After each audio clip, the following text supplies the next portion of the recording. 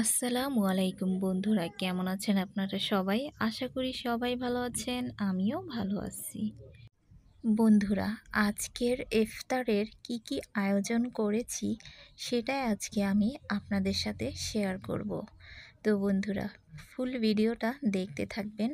আশা করি আপনাদের অনেক অনেক ভালো লাগবে। তো বন্ধুরা, আমরা তো ইফতারিতে ভাজা পোড়া খেতে খেতে বিরক্ত হয়ে যাই, ভালো লাগে না, নানান রকমের সমস্যা দেখা দেয়।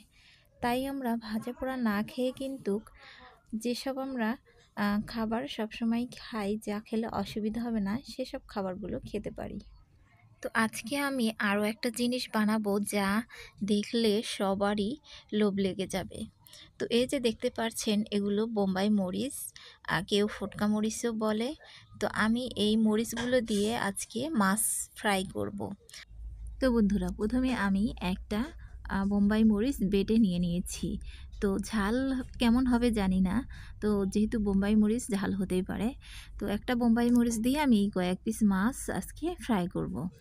তো প্রথমে এখানে আমি দিয়ে দিচ্ছি এক পিস লেবু রস। এই লেবুর রসটা চিপে আমি রসটা দিয়ে দিচ্ছি। এরপরে দিয়ে দিচ্ছি জিরা বাটা, রসুন বাটা, আদা বাটা আর পেঁয়াজ বাটা হাফ টেবিল চামচ করে। তো দিয়ে দিলাম পরিমাণ মতো লবণ। তো এখানে আর কিছু দিব না।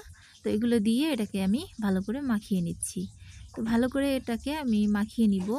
আর ঝালটা এত সুন্দর মানে ঘ্রাণ বের হয়েছে, ঝাল যে কেমন হবে তা বুঝতেই পারছি। তো আসলে অনেক দিন থেকে ঝাল ঝাল কিছু খাই না, তাই মনে হলো যে আজকে একটু ঝাল ঝাল কিছু বানাই।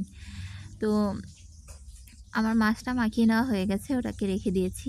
তো এরপরে এখানে একটা বাটিতে এখানে নিয়ে নিচ্ছি 1 কাপ পরিমাণ চালের গুঁড়ি আর 1 কাপ পরিমাণ বেসন। তাতে দিয়ে দিচ্ছি পরিমাণ মতো, এখানে 1 টেবিল চামচ পরিমাণের মতো মরিচের গুঁড়ো, হাফ টেবিল চামচ পরিমাণের মতো হলুদের গুঁড়ো, পরিমাণ মতো লবণ, দিয়ে দিচ্ছি 1 টেবিল চামচ পরিমাণের মতো জিরা গুঁড়া। তো এগুলো দিয়ে এখন আমি এখানে ভালো করে এটাকে মিক্স করে নিয়ে নিচ্ছি। তো ভালো করে মিক্স করে এটাকে নিয়ে, তো এটাতেই আমরা এই জিনিসটা যে বানালাম, এই বেসনের জিনিসটা, এটাতেই আমরা মাছগুলো এখানে সুন্দরভাবে মাছের গায়ে তো সুন্দর করে কোট করে নিলাম। তো এভাবে করে এখন আমি সবগুলো মাছের পিস এভাবে ভরিয়ে নিব। তো এভাবে করে আমি সবগুলো পিস তারপরে তেলে ভাজি করব। তো আমার মেয়ে দেখে সেও করা শুরু করেছে। আমার কাজ আমি যেভাবে করছি সেও সেভাবে করতে যাচ্ছে, তাই সেও হাত দিয়ে দিয়েছে। তো সবগুলো এভাবে করে নিলাম। করে নেওয়ার পরে এখন সবগুলো দেখুন কেমন হয়ে গেছে। ঠিক এভাবে করে খুব ভালোভাবে বসে গেছে গায়ে। তো এরপরে আমি আগে থেকে একটা তেল বসিয়ে দিয়েছিলাম কড়াইতে। তো তেলগুলো খুব ভালো করে গরম হয়ে গেছে। এখন আমি মাছের পিসগুলো ছেড়ে দিচ্ছি। তো এভাবে করে ফিশ ফ্রাই করে খেতে কিন্তু অনেক ভালো লাগে। এভাবে আমি মাছগুলো ঝাল ঝাল করে আজকে ফ্রাই করলাম।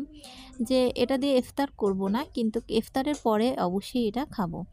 তো ঝাল ঝাল মুখটা একটু রোজা রেখে রেখে মুখটা একটু কেমন জানি হয়ে গেছে।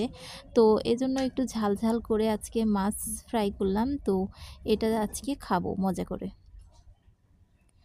তো এই যে মাছগুলো আমার দেখতে দেখতে ভাজা শেষ হয়ে গেল। তো এখন কালারটাও কিন্তু খুব সুন্দর হয়েছে। তো এখন আমি মাছগুলো সব তুলে নিয়ে নিচ্ছি। মাছগুলো কিন্তু অনেক মচমচেও হয়েছে। তো দেখুন, মাশাআল্লাহ দেখতে অনেক সুন্দর হয়েছে আর অনেকটা মচমচে হয়েছে। যা দেখুন, দেখতেই বোঝা যাচ্ছে যে কতটা মচমচে হয়েছে। তো আশা করি এই মাছ ফ্রাইটা অনেক মজা হবে খেতে। তো বন্ধুরা, আপনাদের যদি পছন্দ হয়ে থাকে তো অবশ্যই এটা এভাবে করে খেয়ে দেখবেন যে কতটা মজাদার। আর বোম্বাই মরিচ দিয়ে ঝাল ঝাল করে ফিশ ফ্রাই করে খাওয়া যে কতটা মজা তা অবশ্যই খেয়ে দেখবেন। তো এরপরে আমরা আমার আজকের ইফতারের আয়োজন কি করেছি, এখানে এই যে জাটকা ইলিশ এনেছিলাম। তো এই জাটকা ইলিশগুলো আমি ফ্রাই করেছি পেঁয়াজ, মরিচ, পেঁয়াজ মশলা দিয়ে। তো যেহেতু কাটা অনেক, বাচ্চারা খেতে চায় না আমার মেয়েরা, তাই এখানে মচমচে করে ভাজি করেছি। মাছ ভাজিটা এত মজা হয়েছে যে আমার মেয়ে সে মাছ খেতেই চায় না, সে মানুষ একটা মাছ খেয়ে ফেলেছে। তো এরপরে এখানে পোলাও ভাতের সাথে এখানে পোলাও করেছিলাম। আর যে মাথার মাংস, এখানে ছাগলের মাথার মাংস রান্না করেছিলাম পেঁপে দিয়ে। তো এগুলো, তারপরে এগুলো খাবে আমার ছোট মেয়ে। তো ও মাছ খাবে না, ও ছোট যেহেতু মাছ খেতে পারে না, কাঁটাওয়ালা মাছ খেতে চায় না। তো এটা দিয়ে খেয়েই সে বলল, "ওয়াও! অনেক মজা হয়েছে।" তো এরপরে আমরা ইফতারের পরে টুকিটাকি কিছু জিনিস খেয়ে, খেজুর খেয়ে, শরবত খেয়ে, এরপরে আমরা নাস্তা কিছু খেয়ে, এরপরে আমরা এটা দিয়ে আর কি শেষ করেছি। পোলাও আর এই যে মাছ ফ্রাই, তারপরে হচ্ছে বেগুন ভাজি। তো এগুলো দিয়ে আমাদের ইফতার শেষ করেছি।